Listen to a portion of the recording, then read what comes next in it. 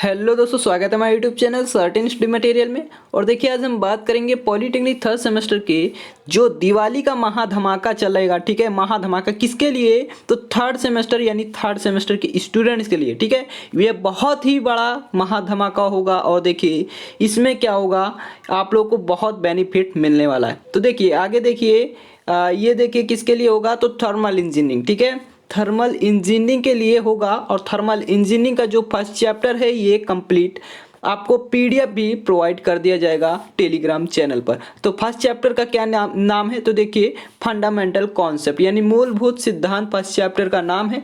और ये आपको देखिए टेलीग्राम, ठीक है, ये आपको टेलीग्राम चैनल पर ये आपको प्रोवाइड हो जाएगा जो पीडीएफ है। बट अभी नहीं, आपको अभी प्रोवाइड नहीं होगा। और देखिए इस वीडियो का बनाने का मकसद आपको बाद में पता चलने वाला है। ठीक है, और देखिए जो स्टूडेंट क्या हैं अभी तक पढ़े भी नहीं है, ठीक है, अभी तक कोई भी कॉपी या नोटबुक नहीं बनाए हैं और जो बुक है, ठीक है, उसको नहीं उठाए हैं, कुछ भी नहीं पढ़े हैं। ठीक है, तो आप देखिए क्या हो जाइए, आप स्टार्ट हो जाइए। तो इसको हम जैसे ही आपको क्या करेंगे, इसको आप वीडियो बना रहे हैं, ठीक है, तो आप लोग इसे पढ़ते जाइए। ठीक है, और देखिए वीडियो में जो हम बताएंगे हो सकता है कि जो पीडीएफ हम देंगे, ठीक है, तो पीडीएफ आपको वही मिलेगी, लेकिन उसमें क्या होगा, वीडियो को आप अभी देखेंगे, अभी आपको पता चल जाएगा। ठीक है, और देखिए एक चीज़ और समझ लीजिए, ये बहुत ही एडवांटेज देने वाला है आपके एग्जाम के लिए। क्योंकि देखिए जितने भी फर्स्ट सेमेस्टर से आपके क्वेश्चन बनेंगे एग्जाम लेवल के, आपका यहीं से आएगा, इससे बाहर कुछ भी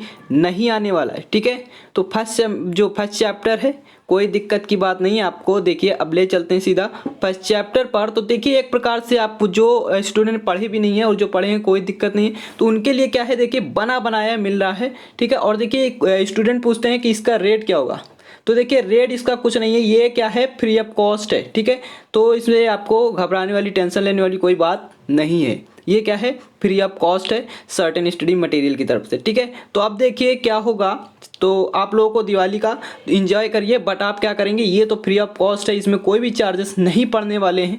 आप बस एक डिमांड है इसमें क्या, कि आप जल्दी से दिवाली का देखिए फेस्टिवल है, एंजॉय करिए आराम से। और क्या करें, इसको एक लाइक मार दें। ठीक है, तो चलते हैं सीधा देखिए आपको चैप्टर पर लेकर। तो देखिए ये फर्स्ट चैप्टर है, आपको दिखा दें। ठीक है, पूरा आपको फर्स्ट चैप्टर जो है आपको ये पीडीएफ के तौर पर मिल जाएगा, बट कुछ समय बाद। ठीक है, सारा कुछ इतने अच्छे से आपको करा दिया जाएगा कि आपके दिमाग में ये फिट हो जाएगा, माइंडसेट हो जाएगा। तो देखिए सबसे पहले हम बात करेंगे कि जो हमारा देखिए जो हमारा फर्स्ट चैप्टर है इसका नाम है फंडामेंटल कॉन्सेप्ट यानी मूलभूत सिद्धांत। और देखिए इसमें सबसे पहले हम पढ़ेंगे थर्मोडायनेमिक्स यानी व्हाट इज थर्मोडायनेमिक्स, थर्मोडायनेमिक्स क्या है, इसकी डिफिनीशन क्या है। तो सबसे पहले देखिए इसको आपको सब कुछ तो बुक में मिल जाएगा, बट इस नोट्स देखिए, नोट्स बहुत ही इंपॉर्टेंट होते हैं। बुक में तो पूरी गाथा लिखी होती है, ठीक है, बट उसको नहीं देखना है। इसको देखिए आप, इससे बाहर आपका एग्जाम में फर्स्ट चैप्टर से रिलेटेड कोई भी क्वेश्चन नहीं बनेगा। ठीक है, बस इतना आप लोग को पढ़ना है। तो देखिए विज्ञान की वह शाखा यानी it is just branch of science. ठीक है, मतलब देखिए ध्यान समझिएगा, ये क्या है, एक ब्रांच है किसकी, साइंस की। ठीक है, देखिए आपको सब कुछ इसमें समझ में आ जाएगा। बस आप क्या करेंगे, वीडियो में अंत तक जरूर बने रहेंगे। नहीं बने रहें तो आप समझ लीजिए 5 से आप 7 नंबर आप गंवा बैठेंगे। ठीक है, तो इसे ध्यान से देखना बहुत ज़रूरी है, इस चैप्टर से भी आपका क्वेश्चन बनता है। तो देखिए, तो ये विज्ञान की शाखा है, ठीक है, जिसके अंतर्गत क्या होता है, एनर्जी और इसके ट्रांसफॉर्म का अध्ययन किया जाता है। ठीक है, मतलब ध्यान समझिए, जो ट्रांसफॉर्म है इसका मतलब क्या है, देखिए जो एनर्जी है ना, वो उस एनर्जी, ठीक है, और जो उसका रूपांतरण, मतलब क्या रूपांतरण, क्या मतलब ट्रांसफॉर्म, मतलब एक स्थान से दूसरे स्थान तक एनर्जी को कन्वर्ट करना, यही हमारा क्या कहलाता है, यही हमारा थर्मोडायनेमिक्स कहलाता है। ठीक है, याद रखेंगे, यही हमारा थर्मोडायनेमिक्स कहलाता है। ठीक है, अब देखिए जो नेक्स्ट है, हमने नेक्स्ट इसको एक्सप्लेन अच्छे से किया है। ठीक है, थर्मोडायनेमिक्स क्या है, देखिए नोट्स आपको बताएं तो नोट्स में आपको क्या है, एग्जाम में आप एग्जाम से पहले आप बस देख लेंगे, आपका कंप्लीटली दिमाग में माइंडसेट हो जाएगा। और वही अगर किताब से देखेंगे तो कुछ भी पल्ले नहीं पड़ेगा, इतना तो 100% है। ठीक है, तो इसे देखिए, इसीलिए नोट्स क्यों बनाए जाते हैं, इसीलिए बनाए जाते हैं। ठीक है, तो आप इसे ध्यान से पढ़िए। देखिए देखिए तो ये क्या है, देखिए ये जो थर्मोडायनेमिक्स है ना, ये एक ग्रीक वर्ड है। क्या है? एक ग्रीक वर्ड है। और ये ग्रीक वर्ड है तो इस ग्रीक वर्ड को देखिए कि दो टर्म्स में इसको डिवाइड किया गया है। तो थर्म और डायनेमिक्स, थर्मोडायनेमिक्स ग्रीक वर्ड है जिसको थर्म और डायनेमिक्स दो पार्ट्स में डिवाइड किया गया है। जिसका थर्म का क्या मतलब होता है? थर्म का मतलब होता है हीट या उष्मा, हिंदी में बोलते हैं। ठीक है, ये एक प्रकार की एनर्जी भी होती है, याद रखेंगे। हीट एक प्रकार की एनर्जी भी है। ठीक है, याद रखेंगे। और जो देखिए डायनेमिक्स, डायनेमिक्स मतलब क्या होता है? ट्रांसफर मतलब रूपांतरण। ठीक है, और डायनेमिक्स मतलब ये होता है ट्रांसफर। और ट्रॉपी, ट्रॉपी मतलब ये होता है ट्रांसफर। तो आपको जो एंट्रोपी मिलेगी ना, बहुत इंपॉर्टेंट है इस चैप्टर में। तो आपको एंट्रोपी जो नेक्स्ट मिलेगा वो भी उसका मतलब ये होता है ट्रांसफर। तो उसको अभी बाद में बताएंगे आप लोगों को। ठीक है, तो देखिए ये हमारा होता है रूपांतरण। तो यानी हीट का क्या है? ट्रांसफॉर्मेशन है। ठीक है, मतलब हीट का क्या है? रूपांतरण है। ठीक है, तो हीट यानी एनर्जी, एनर्जी और इसके ट्रांसफॉर्मेशन के जो स्टडी की जाती है, स्टडी, तो इसे ही क्या कहते हैं? इसे ही थर्मोडायनेमिक्स कहते हैं। फाइनली आप लोग को समझ में आ गया होगा, कोई दिक्कत नहीं है। ठीक है, आपको बस समझना है कि ये हमारा थर्म डायनेमिक्स यानी हीट यानी एनर्जी। ठीक है, यानी एनर्जी, एनर्जी और इसके ट्रांसफर का यानी मतलब इसको ट्रांसफॉर्म करने की जो अध्ययन होता है, जो स्टडी होती है, वही हमारा क्या कहलाता है? थर्मोडायनेमिक्स। ठीक है, इतना अच्छे से कोई नहीं आपको बताएगा। ठीक है, समझ में आ गया होगा आपको, उम्मीद करते हैं। ठीक है, अब देखिए, अब जो हमारा इसको समझ लीजिए, हमने एक नोट्स करके बनाया हुआ है इसमें, तो इसको भी समझना बहुत ज़रूरी है। देखिए, तो ये नोट्स देखिए, ये आपको एग्जाम, देखिए एक मिनट, सॉरी, देखिए ये आपके एग्जाम में नहीं आने वाला है। ठीक है, कि ये ग्रीक वर्ड है और इसका मतलब ये होता है। ये आपको कोई अगर पूछता है, जैसे हम आपको बता रहे हैं, तो एक्सप्लेन करने के लिए है। ठीक है, तो इसको हमने इसलिए आपको बता दिया है। तो देखिए टेलीग्राम में जुड़ने के लिए अभी हम पीडीएफ आपको प्रोवाइड कर देंगे कुछ समय बाद। तो टेलीग्राम चैनल पर जुड़ने के लिए क्या करेंगे आप, हम डिस्क्रिप्शन बॉक्स में इसकी लिंक प्रोवाइड कर देंगे, वहाँ से सभी स्टूडेंट ज्वाइन हो जाएंगे टेलीग्राम चैनल पर। तो जो लोग टेलीग्राम चैनल पर आ जाएंगे, ठीक है, वो ज्वाइन हो जाएंगे, उनको बेनिफिट बहुत इंपॉर्टेंट मिलने वाला है। ठीक है, बेनिफिट मिलेगा। तो देखिए जो सो गए वो खो गए। ठीक है, अब देखिए, तो इसलिए आपको देखना है पूरा। अब देखिए, इसको नोट्स करके हमने क्या बनाया है कि जो थर्मोडायनेमिक्स है ना, ऊष्मागतिकी का जो प्रथम सैद्धांतिक उपयोग था, यूज था, वो किसने किया? 1650 ईस्वी में ऑटो वैन गुर्के ने किया। ऑटो वैन गुर्के ने ही एक निर्वात पंप का सबसे पहले, जो कि दुनिया का पहला निर्वात पंप था, यानी वैक्यूम पंप था। क्या था? देखिए, वैक्यूम पंप था। ठीक है, तो वैक्यूम पंप को भी इन्होंने क्या किया था? एस्टेब्लिश किया था। ठीक है, इसको स्थापित किया था। तो बहुत ही इंपॉर्टेंट है ये साइंटिस्ट ऑटो वैन गुर्के। ठीक है, तो अब देखिए एक और इम्पॉर्टेंट क्वेश्चन बनता है कि जो फादर ऑफ थर्मोडायनेमिक्स है, क्योंकि देखिए जो आप लोग पढ़ेंगे हाई स्कूल इंटर कि father of physics, father of history, father of, और कौन? Father of chemistry. ठीक है, इस प्रकार से आप लोग समझे होंगे। और फादर ऑफ बायोलॉजी तो ये अरस्तु और न्यूटन। ठीक है, इस प्रकार से आप पढ़ेंगे। तो अब फादर ऑफ थर्मोडायनेमिक्स की अगर हम बात करें तो ये कौन है? तो देखिए सॉडी कॉर्नेट है। कौन है? सॉडी कॉर्नेट। अब सॉडी, देखिए कॉर्नेट साइकिल आप लोगों ने पढ़ा होगा। ठीक है, क्या? जो कॉर्नेट साइकिल था, ठीक है, कार्नोट साइकिल यानी कार्नोट चक्र। देखिए एक मिनट, कार्नोट चक्र, तो इसे देखिए, एक मिनट, देखिए कार्नोट जो चक्र आप लोगों ने पढ़ा था, ठीक है, ये जो कार्नोट चक्र आप पढ़े थे, ये सॉडी कॉर्नेट ने ही क्या किया था? जनरेट किया था। ठीक है, तो इन्हीं से बना था कार्नोट चक्र यानी कार्नोट साइकिल। ठीक है, अब देखिए, अब हम चलते हैं अगले टॉपिक पर। तो अगला टॉपिक हमारा क्या रहेगा? ये देखिए, तो ये बहुत इंपॉर्टेंट, इसको रख लीजिए। ठीक है, एग्जाम में रख लीजिए। इसमें से एक क्वेश्चन आपका बनेगा। अब देखिए वीडियो हम क्यों बना रहे हैं, आपको चाहते तो पीडीएफ भी प्रोवाइड कर देते, बट पीडीएफ प्रोवाइड करने से पहले वीडियो में इसलिए हम इसको बना रहे हैं ताकि आप लोग को देखिए, अभी जब हम पीडीएफ देंगे ना, तो उसमें क्या होगा, आपको आप सब सारा कुछ कर लेंगे याद। ठीक है, लेकिन दिक्कत कहाँ होगी? देखिए ये जो हम लॉस बताएं, ठीक है, यानी लॉस ऑफ थर्मोडायनेमिक्स, इधर देखिए, लॉस ऑफ थर्मोडायनेमिक्स। ठीक है, लॉस ऑफ थर्मोडायनेमिक्स। तो ये लॉस ऑफ थर्मोडायनेमिक्स देखिए 4 लॉ हैं, कौन कौन से हैं? देखिए उष्मागत की समानता 4 नियमों पर आधारित है, ठीक है, 4 नियमों पर। फर्स्ट है क्या, देखिए सबसे पहले हमारा आता जीरोथ लॉ, उसके बाद सेकंड फर्स्ट लॉ और सेकंड लॉ और थर्ड लॉ, ठीक है। अब देखिए लेकिन हमको क्या करना है, ये थर्ड लॉ जो है इसको नहीं पढ़ना है, ये जो थर्ड सेमेस्टर के स्टूडेंट के लिए ये मेंशन नहीं है, ठीक है। तो आपको पढ़ना क्या है, zeroth law, first law and second law. तो देखिए इसीलिए हमने वीडियो बनाया है कि इसमें हमारे नोट्स में क्या है, ये थर्ड लॉ भी दिया हुआ है ताकि आप आगे के लिए याद रख सकें, ठीक है। तो ये है, अगर याद रख लेते कोई दिक्कत की बात नहीं है, बट आपके एग्जाम में थर्ड लॉ नहीं पूछा जाएगा, ठीक है। तो देखिए आप क्या करेंगे कि जो जीरोथ लॉ है, सबसे पहले तो देखिए एक साइंटिस्ट हैं जिन्होंने फर्स्ट लॉ दिया था थर्मोडायनेमिक्स का, ठीक है। बट एक साइंटिस्ट इनके अपोजिशन में आ गए और उन्होंने कहा कि एक जो लॉ होना चाहिए वो जीरोथ लॉ भी होना चाहिए, इससे पहले भी एक लॉ बनना चाहिए, ठीक है। क्योंकि देखिए फर्स्ट है, फर्स्ट के पहले क्या आता है, जीरो, तो जीरो फिर फर्स्ट, तो इसलिए इन्होंने जीरोथ लॉ दे दिया, ठीक है। तो इस प्रकार से आप इसको समझ सकते हैं। तो पहले कौन सा लॉ आया, पहले फर्स्ट लॉ आया, फिर जीरोथ लॉ आया। बट अब देखिए अब जब सीक्वेंस नहीं बन रहा है तो क्या करेंगे, तो हम पहले जीरोथ रखेंगे, जीरो, ठीक है।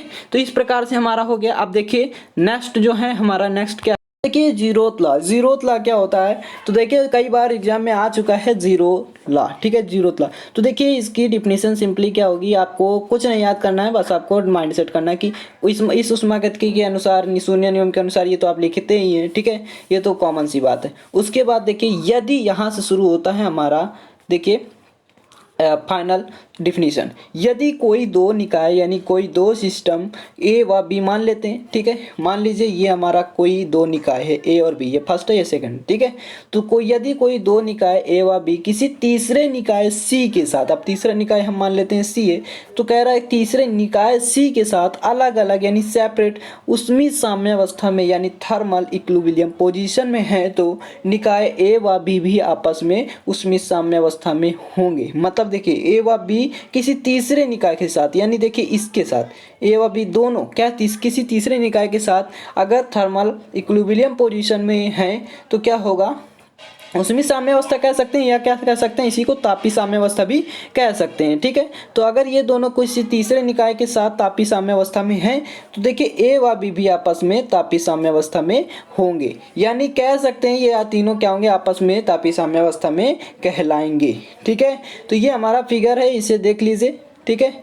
इस फिगर को आप याद रख लेंगे तो ऑटोमेटिक ही आपका समझ में आ जाएगा। तो ए देखिए ये हमारा फर्स्ट ये है, ठीक है, फर्स्ट सिस्टम है, और ये हमारा सेकंड सिस्टम है, ये सेकंड है, और ये हमारा थर्ड सिस्टम है, हमने बताया था ना, ठीक है। तो फर्स्ट सेकंड थर्ड, तो ये देखिए ये हमारा यदि ए बी क्या है आपस में क्या है, देखिए किसी तीसरे निकाय सी के साथ आपस में क्या है साम्यावस्था में, तो ये ए बी भी क्या है आपस में साम्यावस्था में होंगे। अब देखिए ये नोट्स, देखिए नोट्स देख लीजिए एक बार कि ये नोट क्या लिखा है नोट में, यह तापी साम्यावस्था पर यानी thermal equilibrium position, thermal equilibrium क्या है, ये डिपेंड है। कौन सा लॉ, तो जीरोथ लॉ। अब देखिए एक चीज़ और जान लीजिए इससे पहले कि जो जीरोथ लॉ है ना, इसका एक फिगर और भी आप बना सकते हैं, कोई दिक्कत की बात नहीं है। वो ए बी लिया गया है, तो ये हम मान लेते हैं ए है, ये हमारा बी है, ठीक है, ये हमारा ए है और ये बी है, अंदर लिखिएगा, ठीक है, यहाँ कोई दिक्कत नहीं, बॉक्स के अंदर लिख दीजिएगा। उसके बाद ये हमारा कोई थर्ड सी है, कोई सिस्टम है जो थर्ड है वो सी है, ठीक है। तो ये क्या है, अगर क्या है उस साम्यावस्था में है ये ए, ठीक है, सी के, उसके बाद बी क्या है इसी के सी के, फिर क्या है ये भी तापी साम्यावस्था या उष्मी साम्यावस्था में है। तापी या उष्मी एक ही है, ठीक है, थर्मल, ये कोई दिक्कत की बात नहीं, तापी बोले और चाहे उसमें बोलें, ठीक है, दोनों एक ही चीज़ है। अब देखिए ये हमारा जब सी दोनों क्या होंगे, सी के साथ अलग अलग तापी साम्यावस्था में होंगे तो क्या होगा, तो देखिए ए व बी, देखिए एक मिनट, ये ए व बी भी क्या होंगे सी के साथ अलग अलग, या ए व बी भी क्या होंगे अलग अलग तापी साम्यावस्था में होंगे, ठीक है। ये देखिए गैपिंग थी, ये हमारी तापी साम्यावस्था में आ गए, तो लिख यहाँ पर क्रॉस करके इसमें डिपेंड कर देंगे थर्मल इक्विलिब्रियम, ठीक है।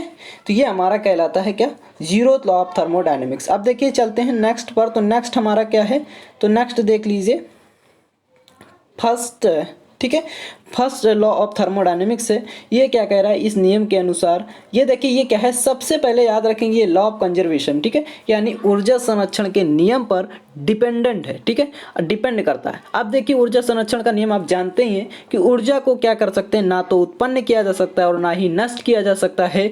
देखिए लिखा हुआ है साफ साफ, ठीक है, उत्पन्न भी नहीं किया जा सकता है, ठीक है, और मतलब वेस्ट भी नहीं कर सकते हैं और रिलीज भी नहीं कर सकते हैं, मतलब उत्पन्न भी नहीं कर सकते, गेन भी नहीं कर सकते, ठीक है। तो उस एक ऊर्जा जो एनर्जी है इसे केवल क्या कर सकते हैं, ओनली फॉर एक फॉर्म से तो दूसरे फॉर्म में इसे चेंज इंटरचेंज कर सकते हैं, ठीक है। ये हमारा होता है फर्स्ट लॉ। अब देखिए ये स्टेटमेंट कहाँ से है, अब इसको आप ये या तो यहीं तक रहने दें और या तो एक दूसरी डिफिनीशन भी लिख सकते हैं। यदि किसी सिस्टम को क्या है, कोई सिस्टम है मान लीजिए, ठीक है, यदि कोई किसी सिस्टम को Q ऊष्मा दे, ठीक है, तो उसके द्वारा जो कृत कार्य होगा यानी W, उसके द्वारा जो कृत कार्य होगा W और जो इसकी इंटरनल एनर्जी होगी, इनके योग जो होगा, यही हमारा फर्स्ट लॉ होता है, ठीक है। तो यही देखिए स्टेटमेंट लिखा हुआ है, आप समझ सकते हैं, ठीक है। ये हमारा बहुत ही इंपॉर्टेंट स्टेटमेंट है, इसे याद रख लीजिएगा,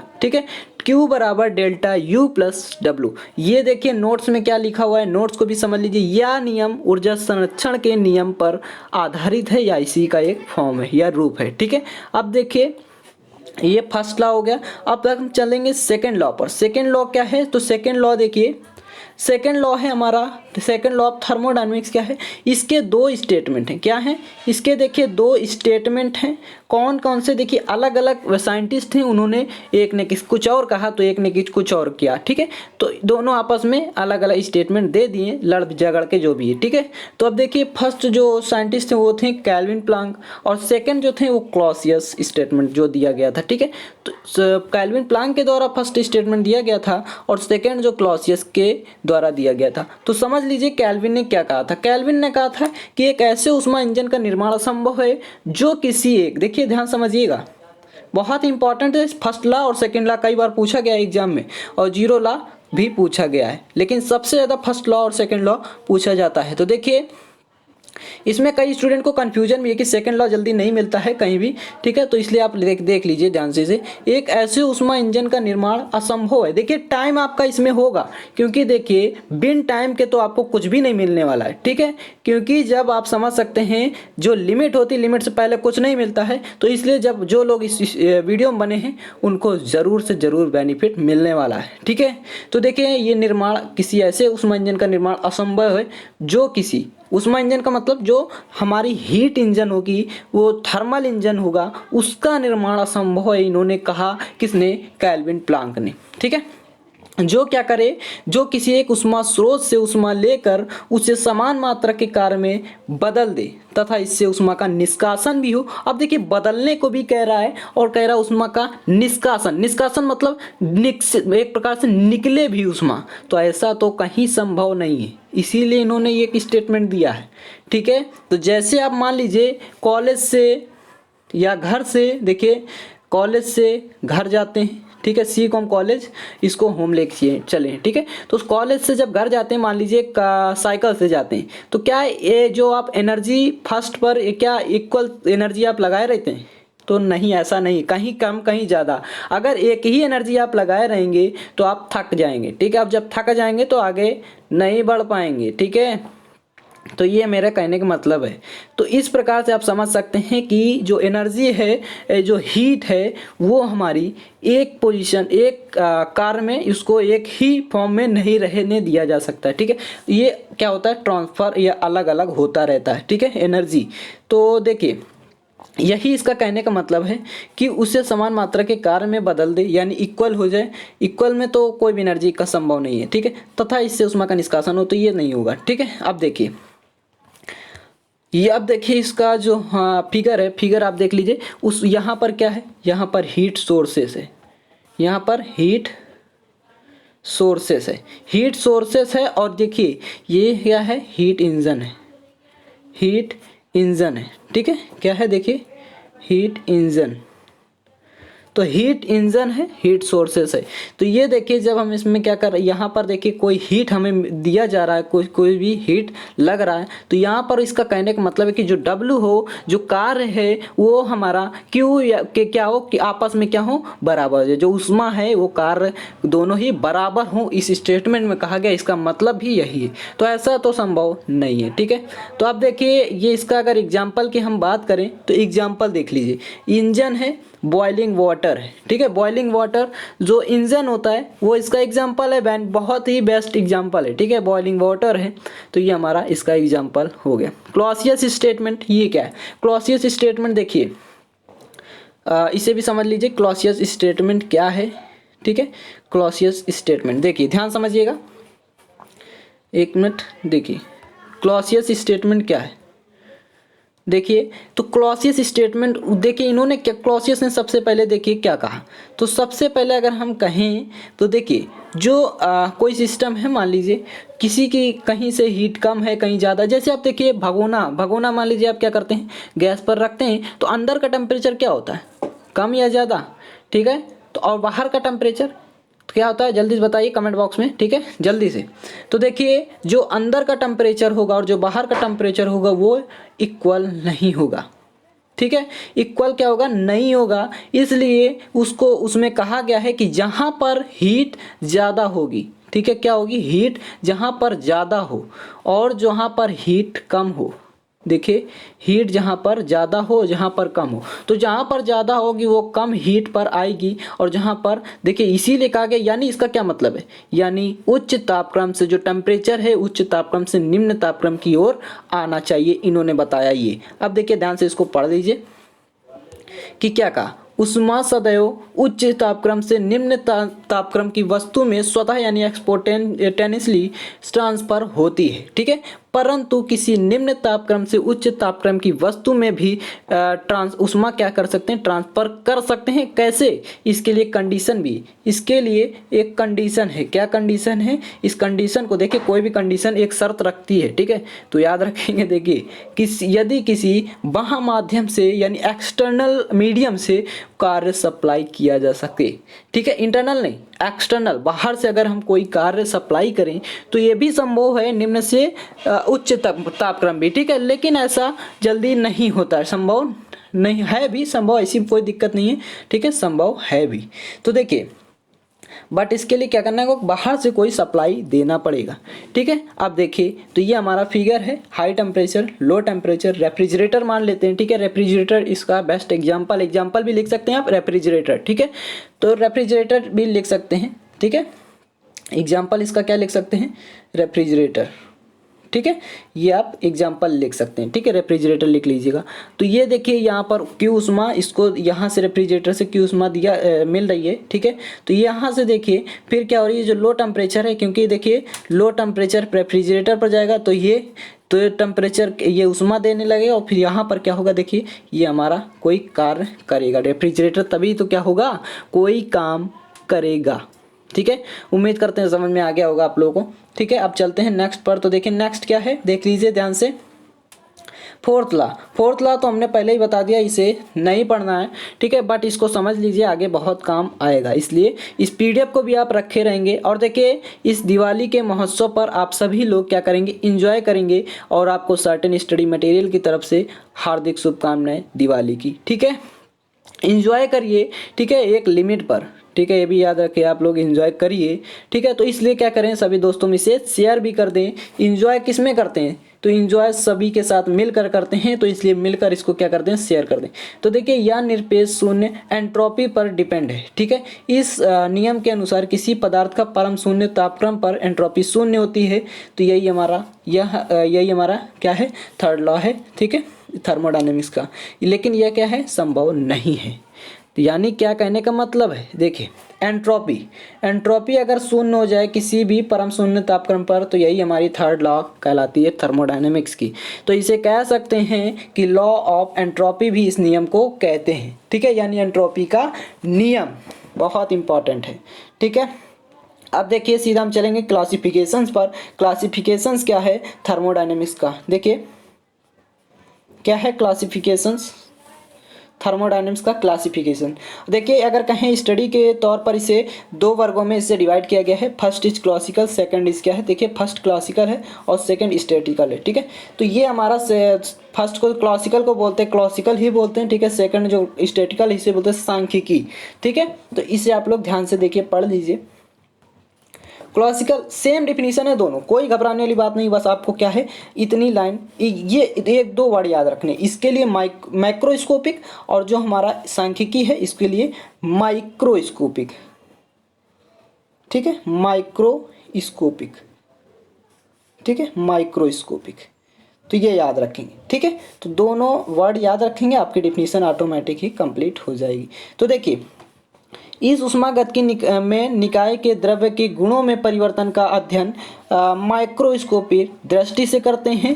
मतलब क्या करते हैं, विजिबलाइज करते हैं, किससे, माइक्रोस्कोपिक। एक देखिए इंस्ट्रूमेंट है, ये क्या है, इंस्ट्रूमेंट है थर्मोडायनेमिक्स का। तो इससे क्या करते हैं, माइक्रोस्कोपिक दृष्टि से करते हैं। माइक्रोस्कोपिक दृष्टि का तात्पर्य क्या है, निकाय के संपूर्ण द्रव्यमान, संपूर्ण द्रव्यमान का मतलब सिग्मा m, ठीक है, को एक मानते हुए इस पर परिवर्तनों का अध्ययन किया जाता है। मतलब ये इसको हमने एक मान लिया, दीवार देखिए द्रव्यमान अलग अलग अलग रहेंगे, ठीक है। तो इसको हमने टोटली हमने मान लिया सिग्मा m।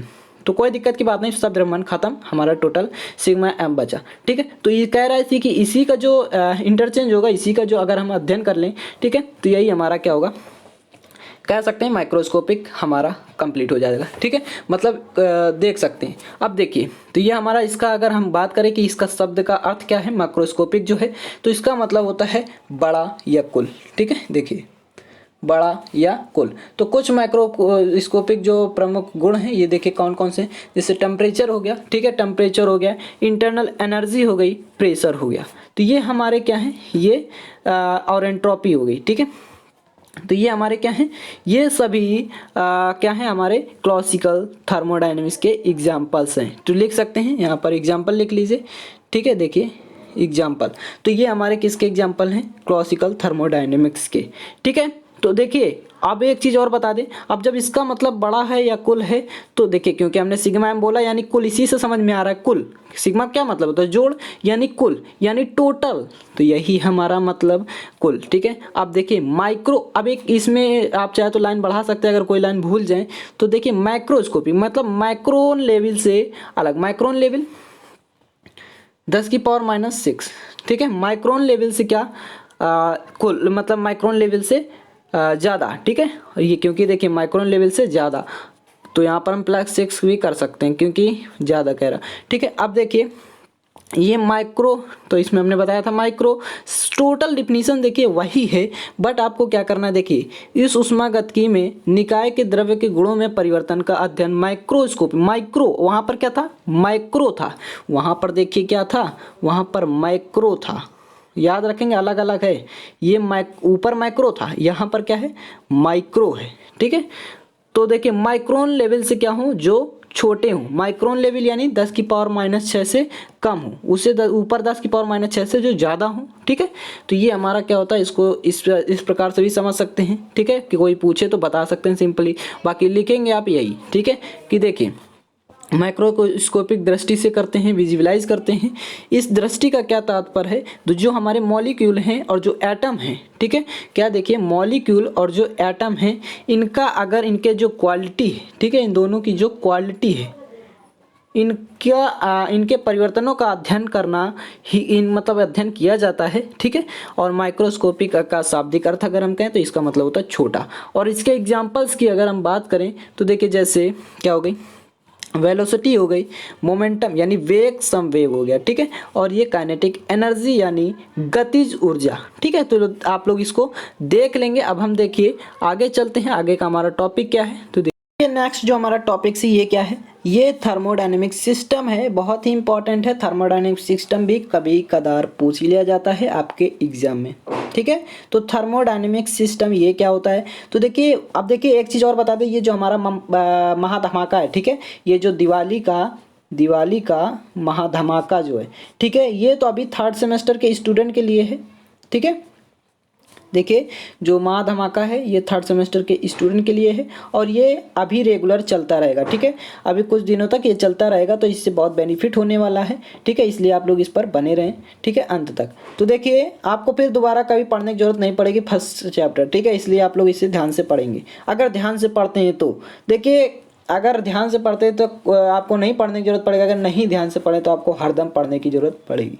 इसीलिए आप लोग एक बार इसको समझ लीजिए, ठीक है। तो देखिए वह निश्चित क्षेत्र जिसमें द्रव, ये देखिए जिसमें है, ठीक है, द्रव्य के गुणों का अध्ययन किया जाता है, उससे क्या बोलते हैं, उससे थर्मोडायनेमिक सिस्टम बोलते हैं, ठीक है। जिसमें क्या किया जाए, जो हमारे द्रव्य के जो जितने भी क्वालिटी होती है उनका अगर हम अध्ययन कर रहे हैं, उससे ही क्या बोलते हैं, उसे ही थर्मोडायनेमिक सिस्टम कहते हैं। अब देखिए थर्मोडायनेमिक सिस्टम जो है ना, इसके आगे भी आप पॉइंट्स लिख सकते हैं कि देखिए, अब देखिए जो द्रव्य के गुणों का अध्ययन, द्रव्य के गुण का क्या मतलब, तो देखिए जैसे हीट का ट्रांसफॉर्म होना, ठीक है, मतलब हीट का क्या रूपांतरण करना, या जो जो द्रव्यमान है इनके गुणों में परिवर्तन का अध्ययन करना, तो इस प्रकार से, ठीक है। तो अब देखिए ये समझ लीजिए फिगर है आपका, ठीक है, फिगर समझ लीजिए, फिर ऑटोमेटिक आपको समझ में आ जाएगा। चाहे तो इतना आप इसके आगे भी लिख सकते हैं। देखिए देखिए ये हमारा कोई फिगर है, ठीक है।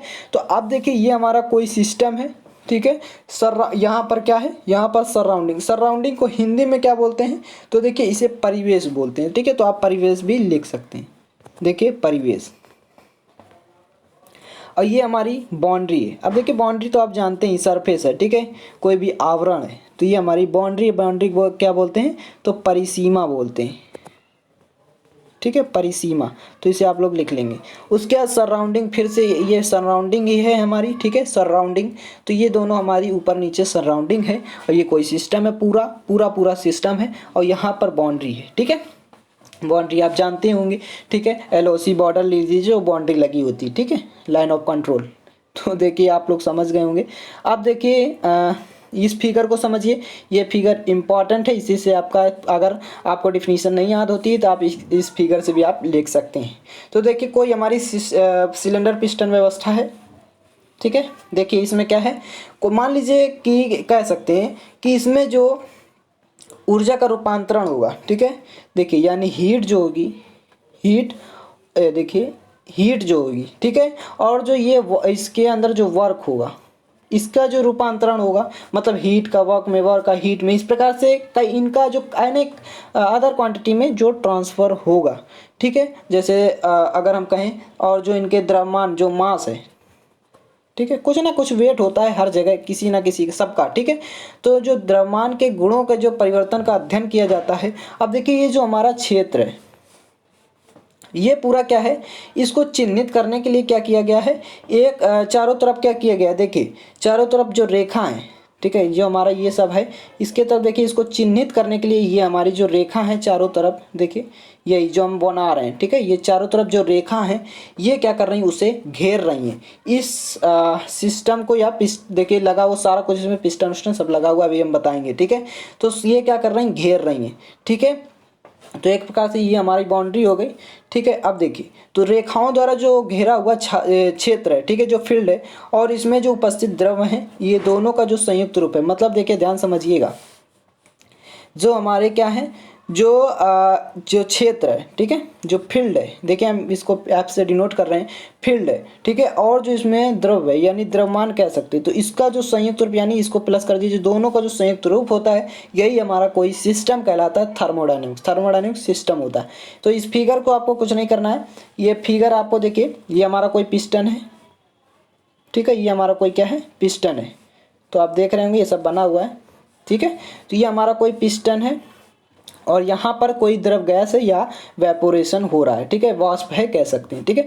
तो देखिए ये जो हमारा होगा ना, ये सराउंडिंग होगा, ठीक है, यानी परिवेश होगा, और ये हमारा सिस्टम हमने बता ही दिया था, सिस्टम को क्या किया, चारों तरफ से घेरा गया, ठीक है। इसको चिन्हित करने के लिए क्या किया गया, जो हमारे द्रव हैं और जो घेरा हुआ क्षेत्र है, इसका संयुक्त रूप ही तो कहलाता है थर्मोडायनेमिक सिस्टम, ठीक है। अब देखिए इसके अंदर कुछ गैसें हैं, ठीक है, और वाष्प हैं, तो ये हमारा पिस्टन लगा, पिस्टन क्या होगा, up and down up and down up and down क्या होगा, चलता रहेगा। तो जब अप एंड डाउन चलता रहेगा, जैसे सिलेंडर पिस्टन व्यवस्था आप सिलेंडर में क्या देखेंगे, तभी तो अगर देखिए अप एंड डाउन नहीं होगा, कोई भी चीज़ बॉटम और टॉप पर नहीं आएगा, मतलब एक प्रकार से अप एंड डाउन नहीं होगा, तो क्या होगा, उसमें प्रेशर ही नहीं बनेगा। अब जब प्रेशर ही नहीं बनेगा तो कोई भी चीज़ क्या होगी, चालू नहीं होगी, ठीक है, उसको क्या करेगा, रिलीज ही नहीं करेगा, ठीक है। कोई भी अगर कोई भी क्या है क्वालिटी है, ठीक है, कोई भी प्रॉपर्टी, कोई भी चीज़ उसमें रिलीज ही नहीं होगी, इसलिए पिस्टन लगा होता है सिलेंडर पिस्टन व्यवस्था में, ठीक है। तो जब पिस्टन लगा होता है तो ये गैसें क्या होंगी, अप एंड डाउन मारेंगी, ठीक है। तो ये हमारा क्या होगा, ऊपर नीचे आएगा। तो जो द्रव्य के मॉलिक्यूल हैं, जो गैस के हैं, तो ये धीरे धीरे ऊपर उठने लगते हैं, ठीक है। तो इस प्रकार से आप इस फिगर को समझ लीजिए आसान इजी वे में, ठीक है।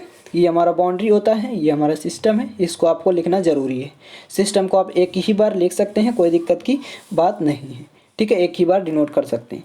तो ये हमारा हो गया क्या, सिलेंडर पिस्टन व्यवस्था, ठीक है। अब देखिए इससे जो रिलेटेड जो डिफिनीशंस बनती हैं इस फिगर से, तो बाउंड्री जो कि हमने बताया था, बाउंड्री, तो बाउंड्री क्या है, एक आवरण है, एक सरफेस है जो उस थर्मोडायनेमिक सिस्टम, ठीक है, ये इंपॉर्टेंट दो चीज़ें आप याद रखिए, थर्मोडायनेमिक सिस्टम और जो सराउंडिंग है। देखिए थर्मोडायनेमिक सिस्टम और जो सराउंडिंग को क्या करता है, पृथक करता है, यानी अलग करता है, यही हमारा बाउंड्री कहलाता है, ठीक है। अब फिगर में आप देख ही रहे होंगे, देखिए जो हमारा ये है, ठीक है, थर्मोडायनेमिक सिस्टम ये हमारा है, ठीक है, सिस्टम मान लीजिए या इसको मान लीजिए, ठीक है। तो इसको और जो हमारा क्या है, जो सराउंडिंग है, ठीक है, ये देखिए इसको जो पृथक करता, अलग करता है, यही हमारा बाउंड्री कहलाता है, ठीक है।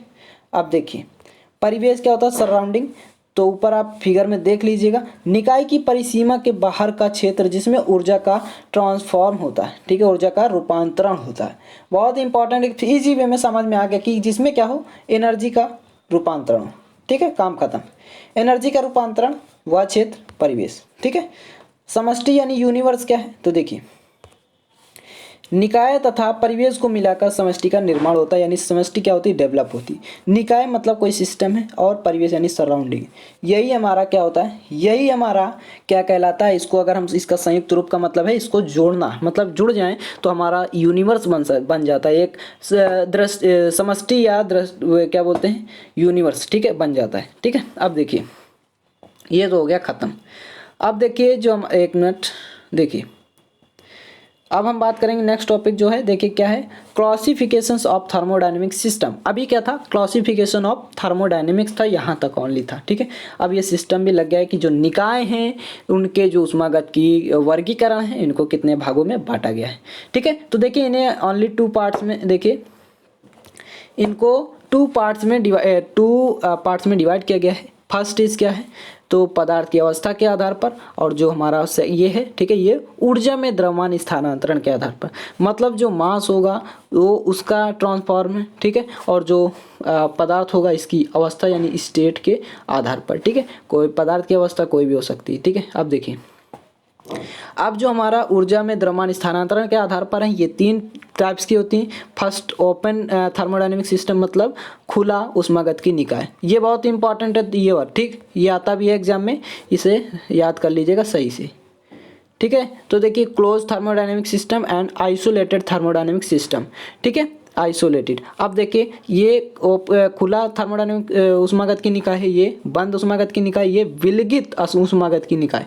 ये तो दोनों याद रहेगा, ये नहीं याद रहेगा, तो इसे लिख लीजिए हिंदी में विलगित, ठीक है। तो विलगित ऊष्मागत की निकाय, तो इसे लिख लीजिए। अब ये देखिए ये जो है ये भी 2 टाइप्स में होता है। देखिए तो फर्स्ट क्या है, ये होमोजीनियस है, इसे बोलते हैं समांगी, ठीक है, समांगी। और ये जो ये देखिए दूसरा वाला नहीं दिख रहा है, तो ये हेट्रोजीनियस है, हेट्रोजीनियस, ठीक है, हेट्रोजीनियस यानी विषमांगी, तो इसे आप लिख लीजिएगा, ठीक है, कोई दिक्कत नहीं, हम बता दे रहे हैं, ठीक है। तो ये हमारा 2 प्रकार से पदार्थ की अवस्था के आधार पर है, और 3 प्रकार से क्या है, ऊष्मा में, ऊर्जा में द्रव्यमान स्थानांतरण के आधार पर है।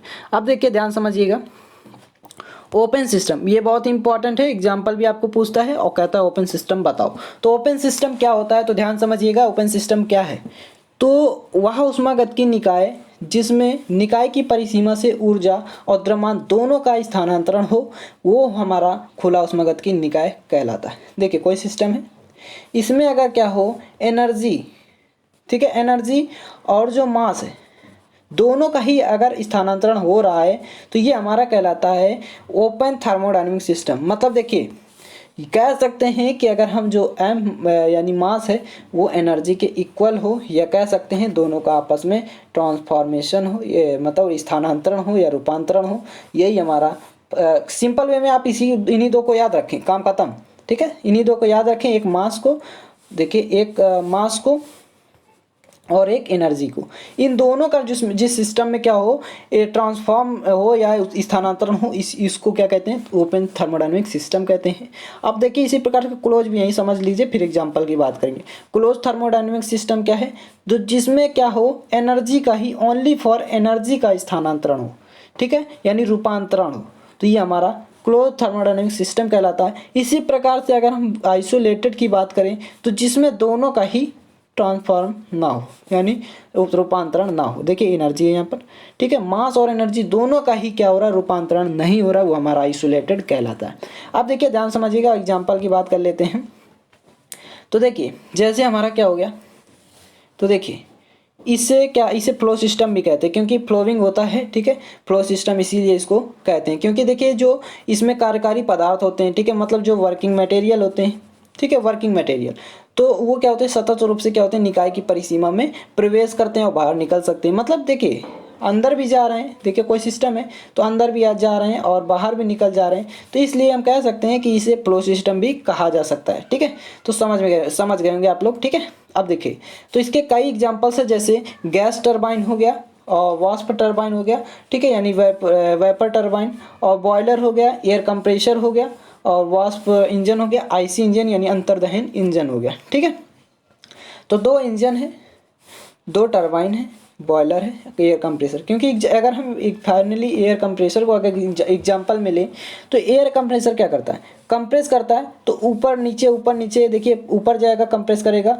तो भी क्या होगा, बाहर निकलेगा, अंदर नीचे आएगा तो बाहर अंदर आ जाएगा। तो इस प्रकार से क्या हो रहा है, फ्लो सिस्टम हो रहा है। इस प्रकार से इसको ओपन थर्मोडायनेमिक सिस्टम कह सकते हैं। ये मतलब एयर कंप्रेसर का आप काम जानते हैं। ठीक है, अप एंड डाउन देखिए, तो ये देखिए नोट्स में आप लिख लीजिएगा चाहे तो। सामान्यतः सभी जो अभियांत्रिकी निकाय जो होते हैं वो क्या होते हैं, ओपन होते हैं, यानी खुले निकाय होते हैं। तो लिख सकते हैं यहाँ पर खुले निकाय होते हैं। ठीक है, तो ये हमारा कोई सिस्टम है, इससे आप फिगर में समझ सकते हैं। ठीक है, यहाँ पर क्या हो रहा है, देखिए यहाँ पर द्रव्यमान प्रवेश है, मतलब द्रव्यमान क्या हो रहा है, इंटर कर रहा है। ठीक है, मास जो है वो इंटर करेगा, और यहाँ पर देखिए, यहाँ पर नहीं बना हुआ है, यहाँ पर लिख सकते हैं द्रव्यमान निकास। ठीक है, लिख लीजिएगा आप लोग। इसीलिए हम पीडीएफ आपको देखिए कुछ जो थोड़ी बहुत वो हैं उनको इसीलिए हम क्या कर रहे हैं, बता दे रहे हैं। इसलिए आपको वीडियो देखना बहुत ज़रूरी है। ठीक है, ताकि आप एग्जाम में गलती ना करें। ठीक है, अब देखिए तो ये हमारा खुला ऊष्मागतिकी निकाय का ये कोई सिस्टम है। तो ये हमारा क्या हो रहा है, यहाँ से द्रव्यमान इंटर कर रहा है, यहाँ से आउट हो जा रहा है। ठीक है, तो यहाँ से इन कर रहा है, यहाँ से आउट हो जा रहा है। ठीक है, बाहर निकल रहा। इसी प्रकार से देखिए ये जो है, ये यहाँ से एनर्जी जो है वो इंटर कर रही है और यहाँ से एनर्जी ये निकल जा रही है। ठीक है, तो इस प्रकार से आप समझ सकते हैं। और ये हमारी कोई क्या है, परिसीमा है, यानी बाउंड्री है।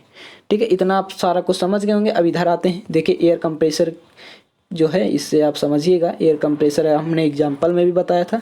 तो ये हमारा एयर कंप्रेसर है। ये वहाँ पर जब इलेक्ट्रिक कोई कार्य होगा, ठीक है, तो ये परिसीमा, ये आप लिख लीजिएगा, निकाय परिसीमा। ठीक है, अब देखिए ये जो होगा हमारा, जो एरो डिनोट करता है, ये क्या करता है, हाई प्रेशर एयर निकास है। ठीक है, अब देखिए ये क्या है, इसी प्रकार से लो प्रेशर है। ठीक है, तो यहाँ से क्या होगा, उच्च दाब वायु निकास है, मतलब यहाँ पर ज़्यादा होगा। ठीक है, जो दाब होगा, क्योंकि देखिए एयर कंप्रेसर ऊपर जाएगा तो यहाँ पर दाब क्या हो जाएगा, उच्च हो जाएगा, जो नीचे आएगा तो कम हो जाएगा। इस प्रकार से आप समझ सकते हैं इसको मोटा मोटा। ठीक है, तो ये आप फिगर बना लेंगे। फिगर बनाने में कोई समय नहीं लगेगा। यहाँ से क्यू ऊष्मा क्यू ऊष्मा क्या हो रहा है, जब कार्य करेगा तो ऊष्मा हीट निकलेगी। ठीक है, तो ये आप कब बना लेंगे। ठीक है, अब देखिए वो क्लोज थर्मोडायनेमिक सिस्टम हमने बता दिया है। ठीक है, इसे आप देख लेंगे। जो परिसीमा से उससे क्या केवल ऊर्जा का स्थानांतरण हो, इसे बंद ऊष्मागतिकी निकाय कहते हैं। ये हमारा कोई सिस्टम है, यहाँ से ऊर्जा इन कर रहा है, यहाँ से आउट हो रहा है, ठीक है। और ये कोई क्या है, परिसीमा है, बाउंड्री है, ये हमारा परिवेश है। परिवेश का मतलब क्या है, ये सराउंडिंग है, ठीक है, ये बाउंड्री है। तो ये हमारा कोई सिस्टम है, ये आप समझ सकते हैं, ठीक है। अब देखिए सिलेंडर पिस्टन व्यवस्था, जैसे इसका एग्जांपल मोस्ट इंपॉर्टेंट है, बेस्ट है इसका एग्जांपल। तो देखिए सिलेंडर पिस्टन व्यवस्था के अंतर्गत क्या होता है, ये हमारा कोई सिलेंडर पिस्टन व्यवस्था है, ठीक है। यहाँ से जब क्या कर रहे हैं, देखिए ये कोई बंद ऊष्मागतिकी निकाय है, ठीक है। देखिए तो यहाँ से जब इन करेगा, ये हमारा ऊष्मा कुछ प्रोड्यूस, देखिए ऊष्मा कुछ अगर हम इसको देंगे तो क्या होगा, यहाँ पर देखिए ये पेंडुलम जो वो लगे हुए हैं, ठीक है, पिस्टन।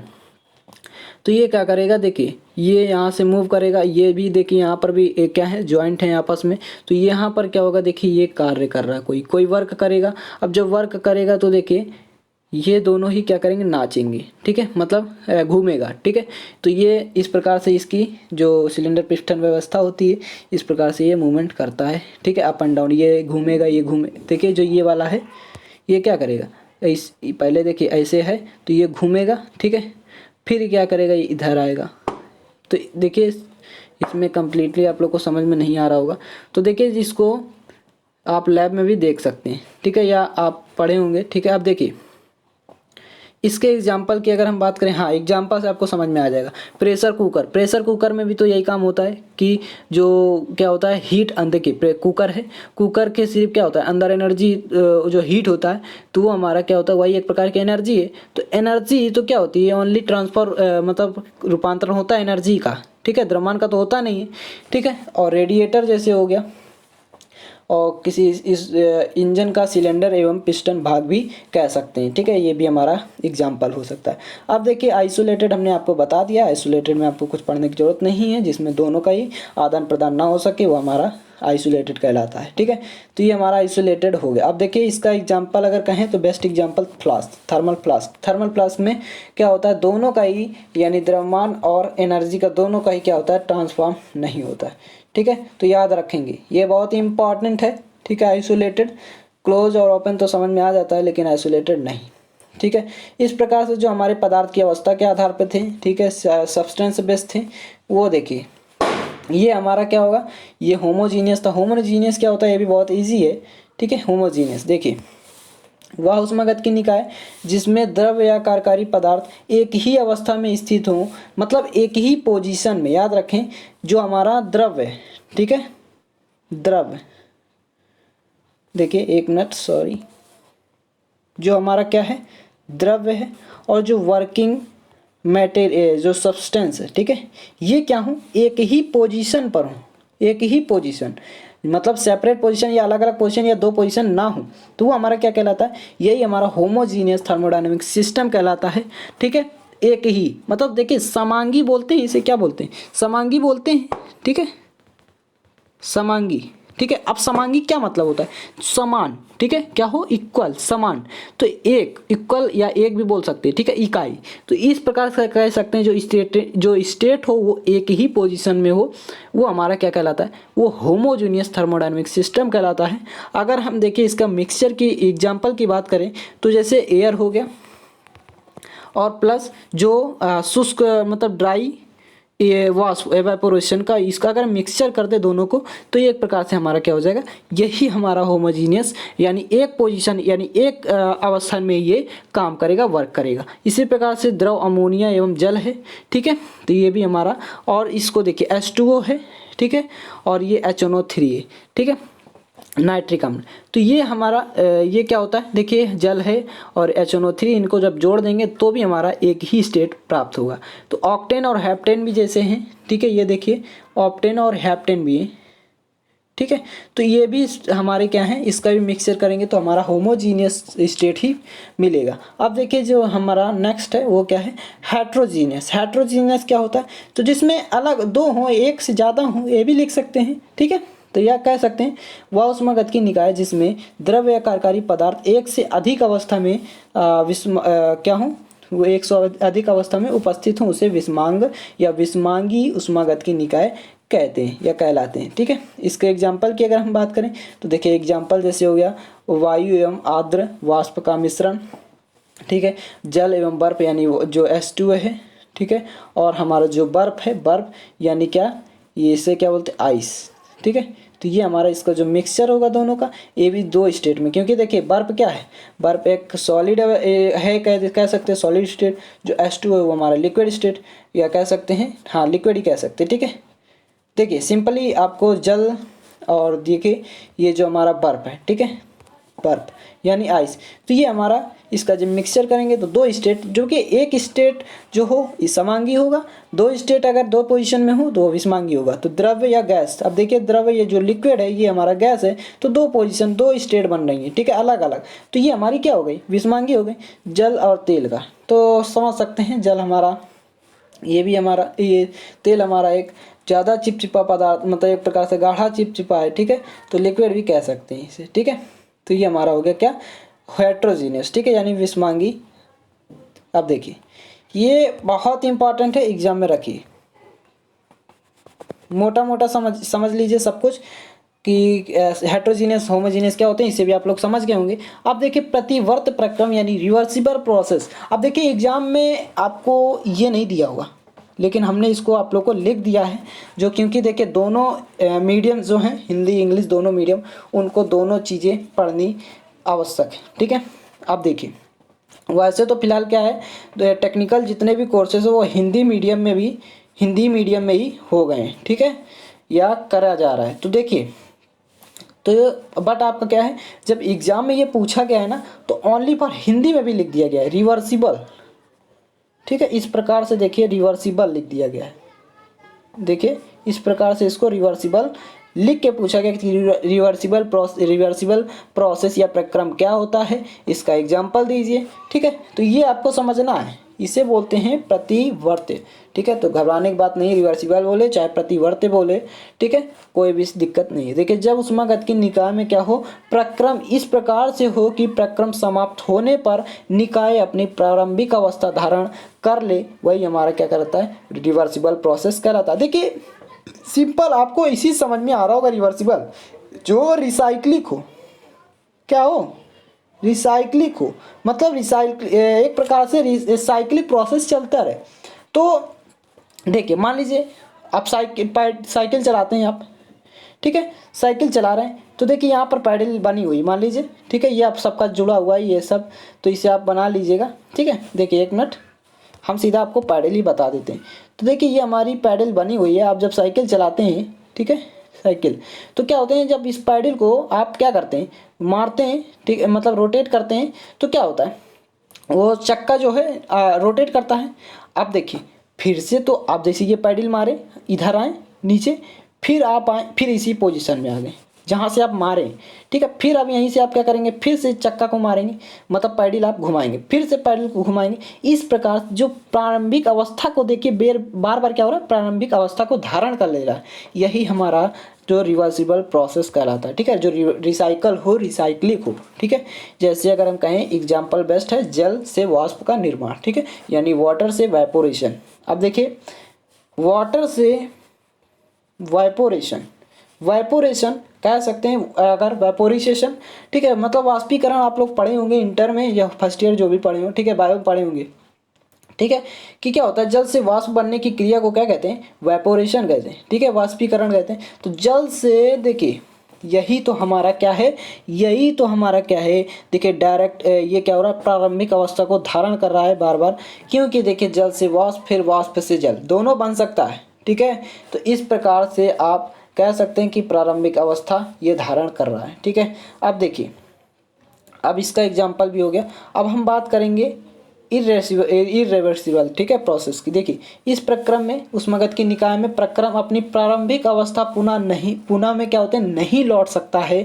मतलब आप पैडल मार रहे हैं तो इस पोजीशन में आप नहीं आएगा, यहीं से यहीं से रहेगा। ठीक है, फिर यहाँ पर नहीं आ पाएगा, ठीक है, यहाँ पर नहीं आ पाएगा। तो ये प्रोसेस क्या होता है, ये इर्रिवर्सिबल आता है, क्योंकि देखिए उल्टा, इर्रिवर्सिबल का मतलब अति या अप्रतिवर्त है। ठीक है, ये कह सकते हैं। तो इसका बेस्ट एग्जांपल ईंधन का दहन यानी कंबस्शन ऑफ फ्यूल। ठीक है, तो अब ईंधन का दहन, अब देखिए ईंधन को मान लीजिए कोई लकड़ी है, मान लेते हैं वुड है कोई, ठीक है। अब वुड को जब हम क्या करेंगे, इसका दहन करेंगे, जब मान लीजिए इसको हम जला देते हैं, ठीक है, दहन कर देते हैं, तो ये क्या होगा, फिर से क्या यही चीज़ मिलेगा? देखिए एक मिनट, सॉरी, देखिए क्या फिर से यही चीज़ आपको वुड मिल सकता है?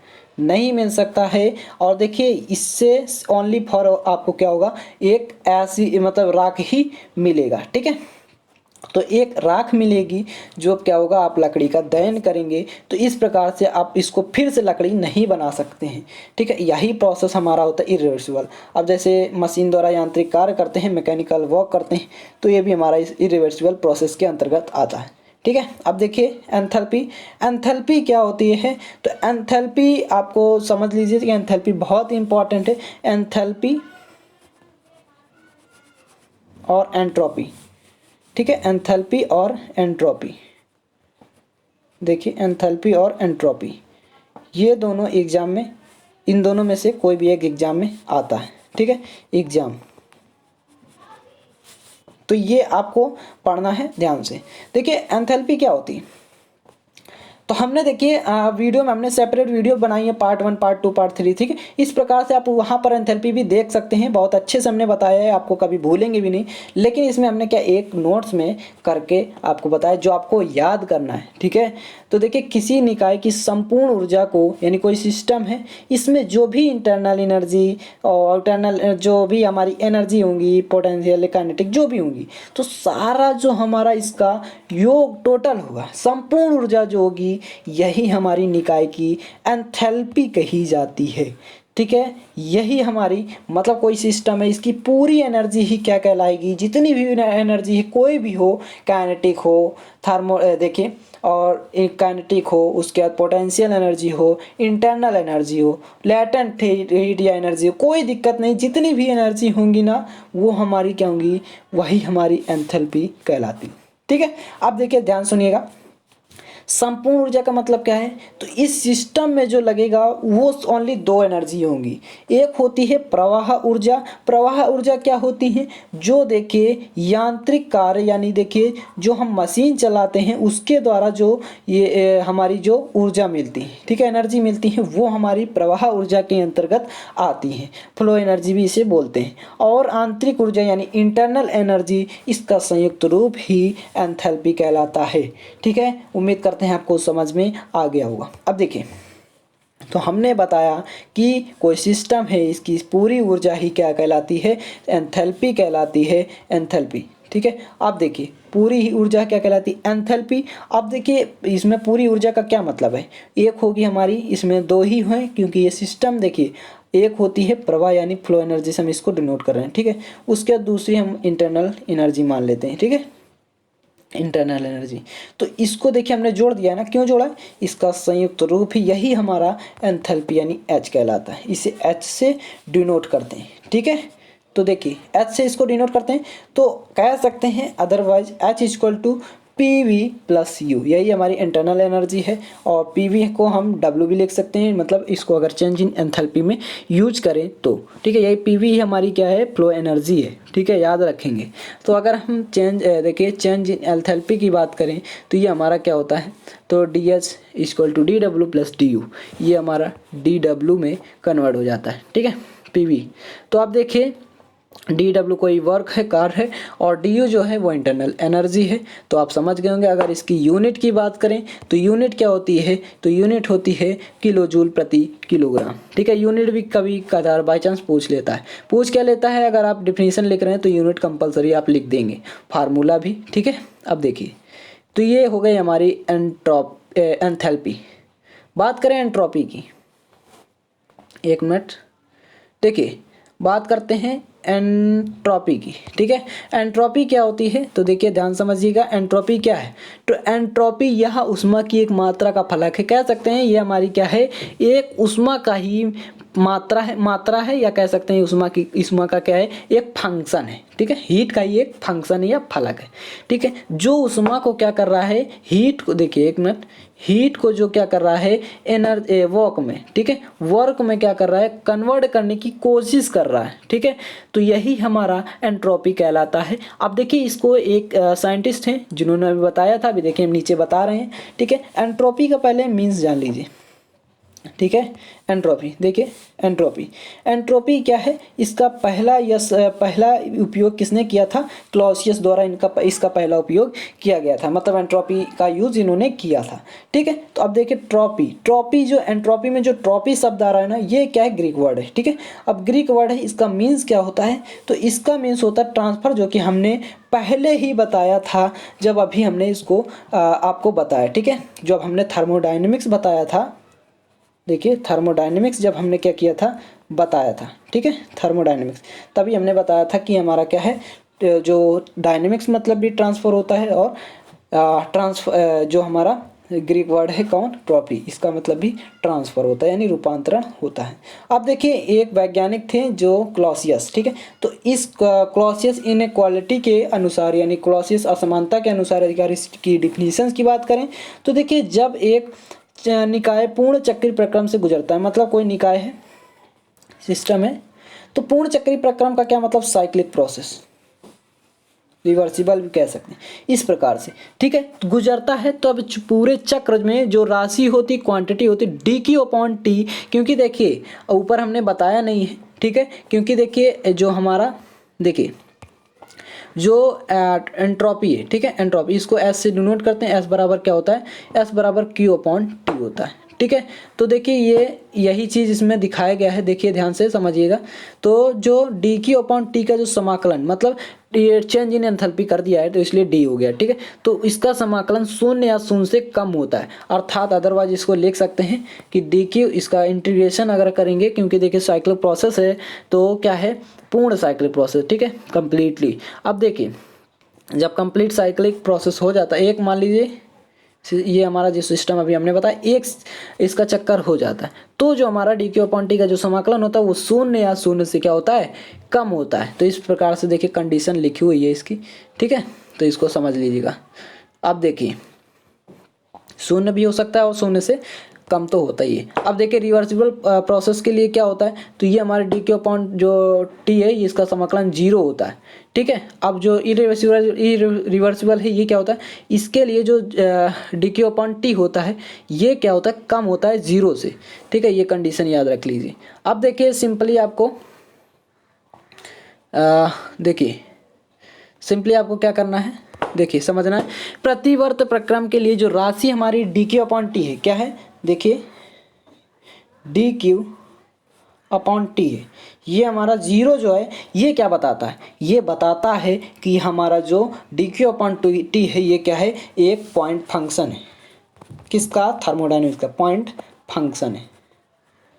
ठीक है। किसका, तो थर्मोडायनेमिक सिस्टम का, याद रखेंगे ये थर्मोडायनेमिक सिस्टम का कोई एक फंक्शन है। ठीक है। या कह सकते हैं इसका ही थर्मोडायनेमिक सिस्टम का एक कोई, ये क्या है, क्वालिटी है। ठीक है। ये क्या है, क्वालिटी है या गुण है। ठीक है। या गुणधर्म है। या गुणधर्म ही एंट्रोपी कहलाता है, और इसे ऐसे डिनोट करते हैं। ठीक है। अब देखिए नेक्स्ट जो हमारा है, देखिए एक मिनट, देखिए एक मिनट, देखिए इसे समझिए। चेंज इन एंथैल्पी की अगर हम बात करें, तो चेंज इन एंथैल्पी क्या मतलब है, देखिए चेंज इन एंथैल्पी, तो ये जो चेंज इन एंथैल्पी होगा, ठीक है, ये हमारा ds, इसको क्योंकि देखिए अभी तक क्या था, s बराबर क्यू अपॉन टी था, तो ये हमने ds कर दिया, यहाँ पर भी dq हो गया, इसका समाकलन हो गया, क्योंकि पूर्ण साइक्लिक प्रोसेस यानी कंप्लीट साइक्लिक प्रोसेस है। तो हमने क्या किया, 1 से 2 हमारी लिमिट चली गई, या इसको इससे कोई मतलब नहीं है। तो अब देखिए ये हमारा, इसको इस प्रकार से चेंज इन एंथैल्पी का अगर स्टेटमेंट कहे तो आप ये लिख सकते हैं, ये वाला। ठीक है। ये एक मिनट, सॉरी, देखिए तो आप इस प्रकार से आप ये लिख सकते हैं। ठीक है। अब देखिए यूनिट, अगर हम इसकी कहें कि यूनिट क्या होती है, तो यूनिट हमारी होती है जूल प्रति केल्विन। ठीक है। जूल प्रति केल्विन इसकी यूनिट होती है। अगर हम यही बात करें कि स्पेसिफिक एंट्रोपी की, तो स्पेसिफिक एंट्रोपी की जो देखिए इसको हम डिनोट करेंगे s अपॉन m से। s अपॉन m मतलब इसका जो यूनिट होगी जूल प्रति किलोग्राम केल्विन होती है। तो इस प्रकार से इसको ये भी याद रखेंगे, वैसे इसकी कोई ज़्यादा ज़रूरत नहीं पड़ती।